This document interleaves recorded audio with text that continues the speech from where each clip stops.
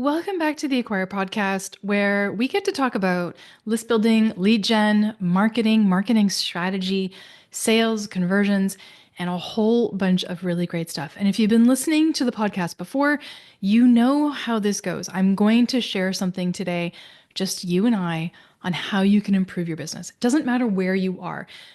I get the privilege of working with people who are making seven figures, who are making multi six, and people who are either just starting out or who are making a five-figure income. It doesn't matter.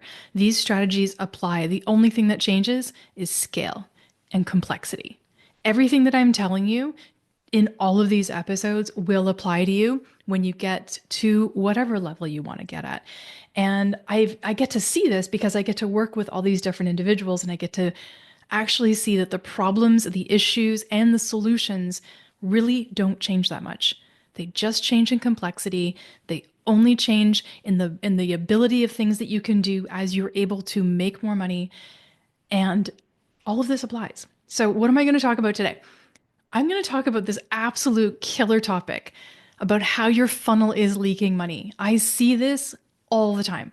And I'm going to show you today how to plug the holes no matter what your funnel is so that nobody's leaking out. And I say this, and if you've known me for a while, I say this: I want to plug all the holes and fill all the gaps, meaning I want to keep your ideal client, your hot lead, in your funnel ecosystem as long as humanly possible. Because 93% of people who see your offer aren't ready yet, and they need more time. And so if they're landing on your sales page or your opt-in page or whatever kind of page it is, they need more information, or they need to be able to make a decision. And sometimes, more often than not, the information they need isn't there.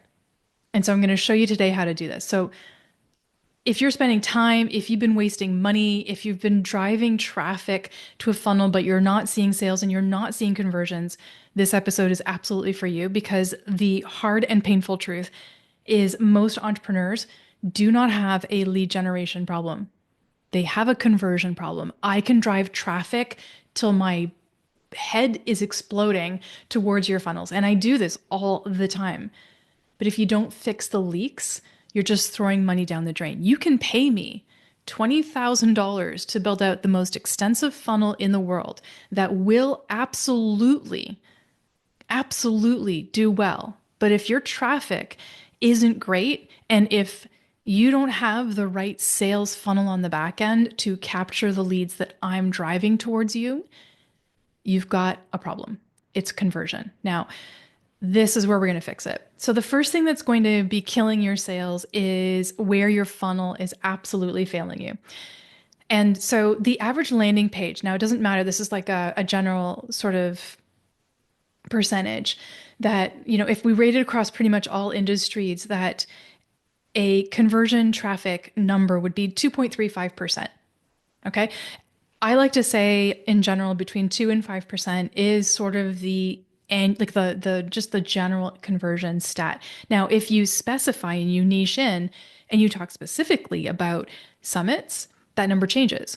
Summit conversion numbers can be anywhere between 20 to 30%. That's the industry average. Okay. If you're talking about a sales page, it's 2 to 5%. If you're talking about a lead magnet, it can be about 10. Now, why does this matter? Because you think you need more traffic when in fact you don't. If 10% of the people who are landing on your page, whatever the page is, are converting, it's not a traffic problem. It's a conversion problem. Because if I can get 100 people on that page and I can get 50% of them to convert, now we're talking. Now we're really, really converting. Now we can do something with that. So every time I do a summit, every time I do a lead magnet, every page that my team and I build or that I strategize on or consult on, my goal is 35 to 50%.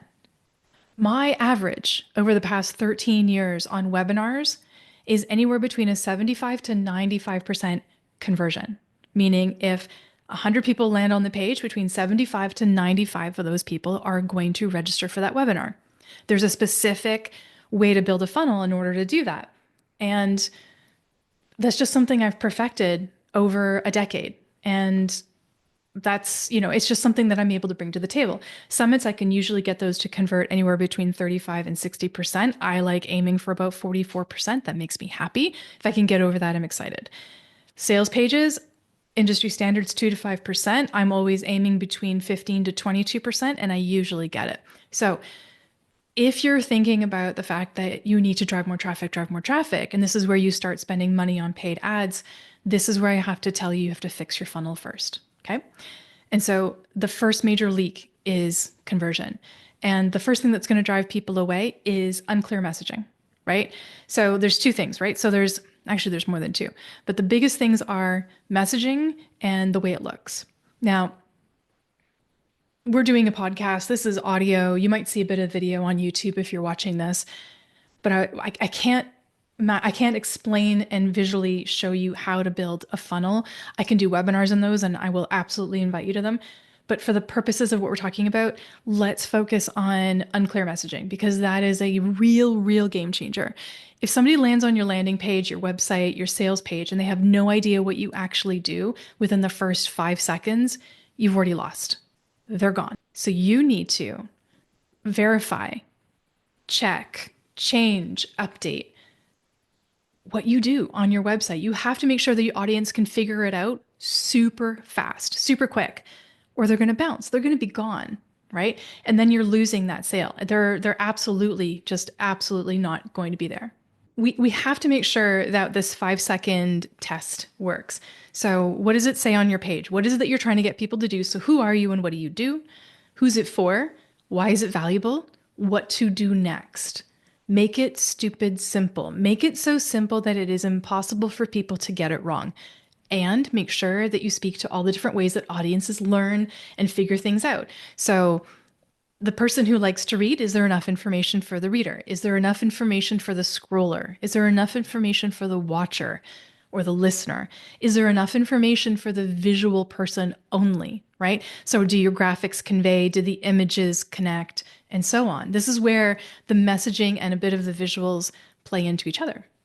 How do you fix this quickly? Well, your headline needs to pass the so what test. Does it immediately tell visitors why they should care? Should they be able to say, so what? And be able to go, wait a minute, that does matter. Ditch the jargon. Clarity always sells, not cleverness. I have fought this tooth and nail for a decade. People love to be clever. People love to convince themselves that people admire their cleverness. Everybody just wants to get to the point. Drop the jargon, speak clearly. Don't mess around with people with clever things or too many emojis or too much of anything to try and sell a vibe, right? If your vibe is just your vibe, then that's your vibe and just go with it. But if you are trying to push a narrative because you think it's going to appeal, people pick up on that real darn quick and they're not going to opt in. They're not going to buy. The second thing that I want you to think about is an incredibly weak call to action. Are you making people guess as to what they should be doing, or are you telling them what to do, right? A CTA button should basically speak for itself. If it says something really vague like learn more or discover or get started, you're going to lose sales. These are very generic. These are very passive. And you need to switch into an active voice and you need to give people the direction on what they should do. Now, this is not creating fake FOMO because I hate that. This is not creating a sense of urgency that doesn't exist. This is real, right? Download the free guide. Get instant access now. Try it for 7 days. I love that one. Try it for 7 days. Or whatever CTA feels good to you, but please don't make it a passive one. Moving people who, and a lot of this is very normal, that you may have a very passive voice when it comes to sales because you're afraid of sales. That's quite normal. But if you switch into an active voice, it is not salesy. It's not making it salesy. It is giving people clear direction. I want my GPS to tell me when to turn right, to turn left, to, in 100 meters, I need to get on the on-ramp to the highway. I do not need my GPS to say, if you would like to, your potential right turn is coming up. So if you could, dot, dot, dot. I mean, way too passive. I'm making a very gross example, but you know what I mean, right? You have to be very, very engaging with people, and your CTAs have to reflect that. So make your CTA specific and action oriented. That's going to fix it quickly. And test different CTA placements on the page. Top of page, middle, right before close, pop up. A lot of people give me flack over pop-ups. Do not give me flack over pop-ups. They freaking work. Pop-ups are awesome. Pop-ups on exit intent. That's my caveat, okay? Not pop-ups for the sake of having a freaking pop-up, because that'll drive anybody insane. But you can actually get percentage points of conversion on a pop-up than not having one. And even though it might drive you insane, it works. So I always push for it. Some people push back on it because of the aesthetic, and I'd understand that's fine. But if you want conversions, I can get you percentage points. And percentage points matter regardless if you are going for an opt in page, a sales page, a summit page, whatever. These percentage points can make a massive difference. Okay. I have tested summit landing pages and sales pages with or without a pop up. Summit pages and webinar landing pages without a pop up, I can get a conversion rate, you know, anywhere between, gosh, like I've said before, 20 to 30% on a summit, sometimes up to 40%. On a webinar, I'd like getting 75% above. Put a pop up in there, I can instantly get you 5% more. 5%. It's not even a joke.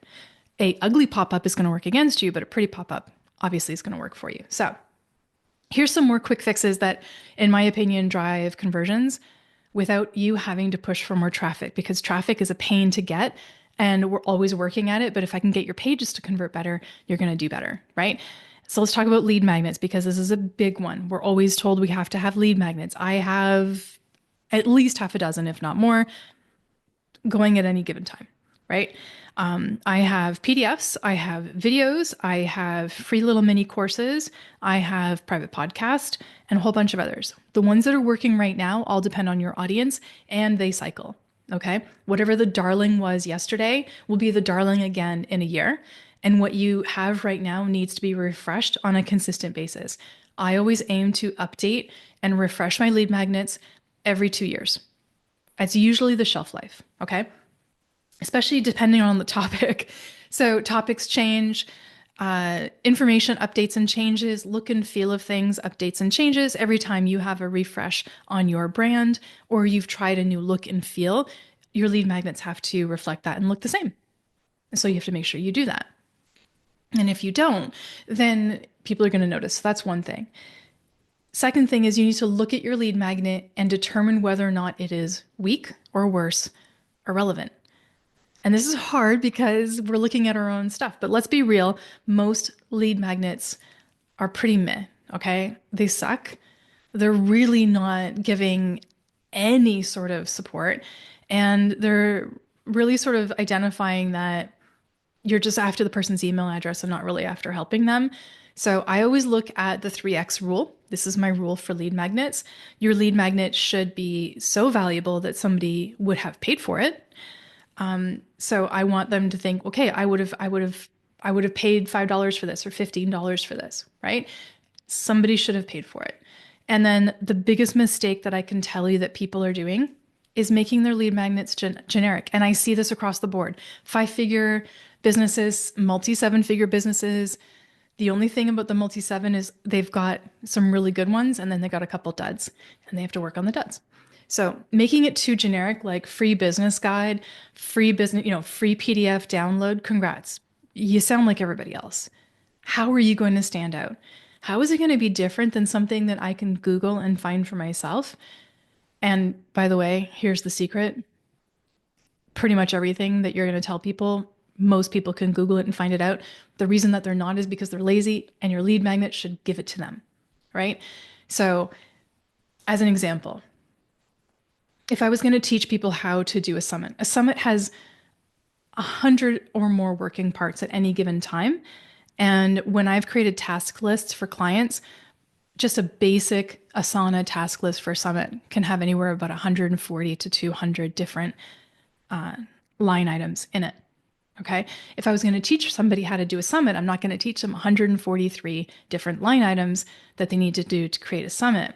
But what I am going to do is I'm going to make it super specific about the one thing that's preventing them from going forward with a summit: how to find incredible experts, how to promote like a pro, how to convert leads into buyers, right? How to get the most leads out of a summit, how to make those things, right? So I get my lead magnet would be super specific, hyper specific, to be like really, really on the nail.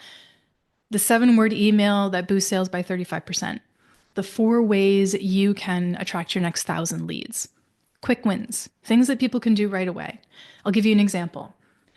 Earlier on today, I wanted to build a case study survey for my business. I want to encourage past clients, current clients, people who are happy with the work that I've done, my team has done, to share their experiences so we can create case studies. Case studies, by the way, are an amazing lead magnet. They're also a great conversion tactic, and you can use them everywhere: summits, webinars, sales pages, social media, YouTube, everywhere. And so in creating this form, I had a simple problem. Do I create a form on Go High Level? Do I use a survey on Go High Level?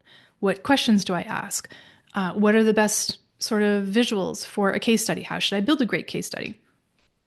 And so in my searching, I did Google and I found a really cool lead magnet. Somebody out there has a lead magnet on exactly how to build an incredible case study right within GHL. By the way, I'll tell you the deets. Use a form, not a survey. So, because it just has more flexibility. And so I learned this today. So right before I recorded this podcast, I created a form in GHL with all the questions for my case study. I'm now using Zapier to connect it. And then I'm going to ask my clients to provide these case studies to me. And then I'm going to use that in future things. I'm going to use it as a front to sell, not a front, I don't mean a front in a bad way, as a thing to sell programs, products, and services, as content on social media, as blogs, and so on, right? Now I have some of these, but this is more of an updated way that I'm doing it. Like I have lots of testimonials and whatnot, but I'm trying to get more specifics. And that's what I did. Use hyper specificity with your lead magnets and the things that you're doing to deliver quick wins to people. All right. Now, the big thing that I see a lot of people doing, I've even done it myself, it is a work in progress at all times, is a nurture sequence that is a snooze fest. If we can get them to the landing page, and the landing page has been tweaked to convert, or sales page, interchangeable, then like I was telling you at the top of the podcast, like 93 to 98% of the people who land on your sales pages and your pages are not ready to convert yet. They're not ready to buy. So they got your lead magnet, they signed up for your summit, they looked at your sales page, they signed up for something, but they're not ready to buy yet, not immediately. So how are you going to get these people ready, right? 80% of the leads that you attract into your business never convert because they do not get followed up on. Okay, you do not follow up. You're not sending the right sequences and the right information to warm them up. If your email sequence sounds like an instructional manual, people will absolutely unsubscribe. They're gone. People buy based on relationships. They want to get to know you. This is why when we do summits, this is why when we do sales pages, this is why when we do webinars, you need to make them interactive, have video, create relationship, insert yourself into your own summit, do your own keynote, show up so that people know who's behind the curtain and want to buy from you. They buy on personalization. They buy on getting to know who you are and what you do, right? This is why it's important to tell stories. This is why it's important for people to get to know you. This is why video is important. I mean, it's great for people to hear my voice, but it is also incredibly great for people to see and watch video. Now, do I like being on video? Abso-freaking-lutely not. I've said this many times. I have a wonderful face for radio. I know. Don't worry. I'm not really insulting myself. But do you see what I mean? You absolutely have to show up and you have to make sure that your nurture sequences support the people. Personalization, everybody knows this. Personalization in your emails, use storytelling to connect before you pitch, drop in micro commitments. I do this throughout everything that I do with webinars and summits. Micro commitments. Hit reply. Let me know what you think. show up here, do this, like just little itsy bitsy things, because the more little micro commitments we can get, the closer we can get to a yes. And that is not doing anything bad. It is literally just getting people to say, yeah, I want that. Oh, I want that too. I want more of this. And eventually we get to the point where we're going from a small micro commitment to being able to get somebody to convert into the thing that we're hoping to convert them into: program, product, or service. And your nurture sequence has to do that. So go and do an audit. First of all, do you have a nurture sequence? Second, are there enough emails in that nurture sequence to effectively convert people? I just wrote a nurture sequence for a SaaS company, software as a service. And this is a SaaS company. It's specific to Macs. And I love working with this company. It's been almost a year, but I've been working with them and I adore the company. And I just wrote a nurture sequence for them. And we're like, okay, well, how many emails do we need? I don't know. I didn't know until I wrote all the emails. I was like, maybe 5, maybe 8. No, not that. I need like 12 to properly convey everything that needed to be conveyed within the scope of the nurture sequence I wanted to create with the goals that we had in mind. It ended up being 12, right? That could have easily been 18. Depending on your business, that could easily be more. If you sign up for somebody's lead magnet, for some of the big guys, you'll see that some of them have massively long nurture sequences before you get into the regular rotation of their newsletters.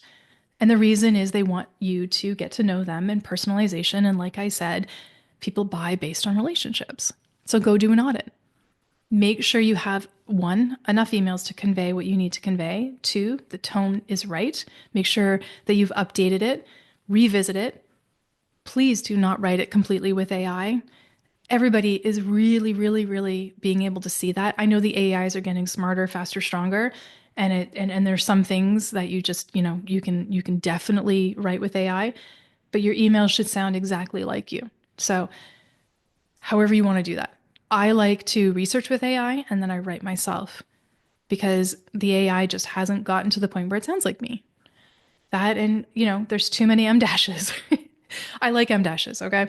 I love typography, I just find that there's too many M dashes in AI emails. Anyway, so make sure you're fixing that.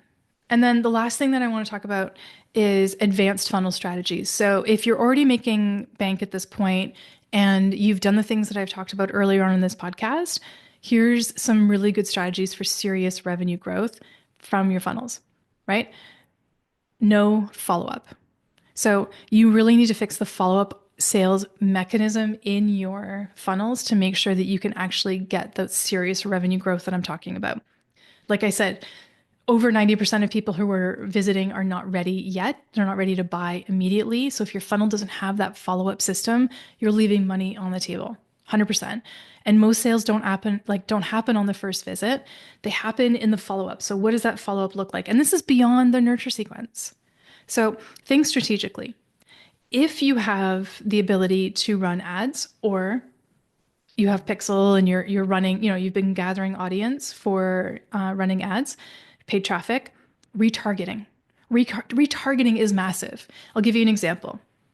I ran a summit for a client not too long ago, and what we did is we ran a summit and then we have a $10,000 offer afterwards, okay? The offer has a $1,000 deposit, or you could pay in full of 10 grand. And so we ran a summit. We ended up with well over 1,000 registrants, which you were like, oh, only 1,000? No, 1,000 perfect leads, okay? We had like a boatload. What did we have? We had 20% of VIP. So over 1,000 registrants. We had over 20% of those purchase a VIP. So we had almost 10 grand in VIP sales. Okay. Pretty freaking good. We also had somewhere in the range of about 10K in sponsorships. Awesome. Fantastic. My fee is now paid for. And then we also had sales right afterwards. So we took the ads that we were running to this summit and the registrants from the summit, we then retargeted for the 10K program, right? And that 10K program was sold through a webinar. And so we retarget everybody who registered for the summit to go to the webinar, and we retarget everybody who looked at the webinar landing page and everybody who looked at the sales page. Now, this client has closed In what are we from the end of February to right now, which is like basically the 9th or 10th of March, that client has closed $45,000. Now, remember, I told you it's $1,000 deposit or 10K PIF. Most of the people who bought it put $1,000 deposit. This client is able and has been able from this summit with 1,000 registrants, okay, and like $10,000 in VIP and another like 5 or 10K in having sponsors, has been able to generate just off the back end like over 40 grand. And that's just in deposits. Now they had like two or three people who paid in full, but they had 40 grand in $1,000 deposits. So do the math on that. That's the power of retargeting. That's the power of high end strategy. Okay. Make sure you also have an abandoned cart sequence. For the people who landed on his sales page from the webinar, there's like a whole bunch of people who didn't purchase, but there's people who looked at the cart. And so using something like GHL or Go High Level, we can then create an automation for people who looked but didn't buy. And we can retarget those people with an abandoned cart sequence. Now, customers who receive a follow up email to try and recover the cart will convert between 20 and 30%. 20 to 30%. So if you don't do an abandoned cart sequence, you're leaving 20 to 30% of the sales right there. You've just lost a boatload of money, a ton of money. Stop doing that. Abandoned cart sequences work. They work for me. Amazon sends them to me. I just had one the other day when I was trying to buy some clothing online from a Canadian retailer here in Canada, and I got this great email, and I'm like, oh crap, I totally forgot to do that, and I literally went back and did it because life gets in the way. We're usually on our phones when we're doing these things, and something pops up. For me, it was like, oh crap, I just got called in for my doctor's appointment. I was halfway through making this purchase, or I had some stuff in my cart and I didn't buy it. And so the abandoned cart sequence got me. Okay. If you make sure that you're doing all the stuff that we talked about today, this is going to create massive improvement. Now, I didn't even cover all of it. I haven't even gotten into segmentation yet, but I'm telling you that if you are, if we go through these things again, I'm telling you that all of this can make massive fixes. Unclear message. Oh my goodness. Pardon me. Unclear messaging, weak calls to action. Lead magnets that don't work or who are weak, nurture sequences that just aren't effective or don't exist at all. Follow-up sequences, massive thing to do. Retargeting, abandoned cart emails, all of these things can have an incredible impact. And if you do them and they don't take long to do, you could do a lot of this stuff literally in the next couple of days. You're going to see an incredible difference. And so I think it's so important, especially as I'm thinking about, potentially having a potential like there being a recession or a slowdown or sales slowdown. You may not be able to get more traffic, but you can control the traffic that you're getting by improving what happens when they land on your pages, right? So fix all the leaks, close all the gaps, and fix your sales. You don't need more leads necessarily. You need better conversions. And the difference between a struggling funnel and a thriving one isn't just the traffic. It's what happens to the traffic once it gets to your page. So before you start throwing money at ads or chasing more traffic, fix what you have that might be a little bit broken and make sure that you optimize it. And if you need help optimizing your funnels so that it converts, let's talk. I am so happy just to take a peek, and I've helped hundreds and hundreds of businesses go from struggling to 6 figures and to 7 figures just by plugging these exact leaks that we've just talked about.